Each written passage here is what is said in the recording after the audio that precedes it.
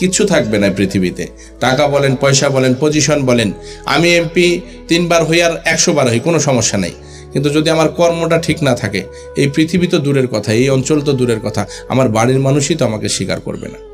আমাদেরকে আল্লাহ যেন তৌফিক দান করে। আমরা প্রথমত আমাদের পরিবারের কাছে ভালো হতে চাই, ভালো যেন হতে পারি, দেন তারপরে আমাদের আত্মীয় স্বজন, পাড়া প্রতিবেশী এবং এই দেশ সমাজ যেখানে আমরা বসবাস করি, সেখানে যেন অন্ততপক্ষে আমাদের একটা পরিচিতি, আর কিছু হচ্ছে না হোক, কেউ যেন একটা কষ্ট নিয়ে কখনো না বলে, এই মানুষটার জন্য আমার জীবনটা দুর্বিষহ হয়ে গেছে। একজন মানুষ হিসেবে মানুষের কল্যাণে এগিয়ে আসা, সাহায্য করা, আল্লাহ সবাইকে দিয়ে সব কাজ করে না।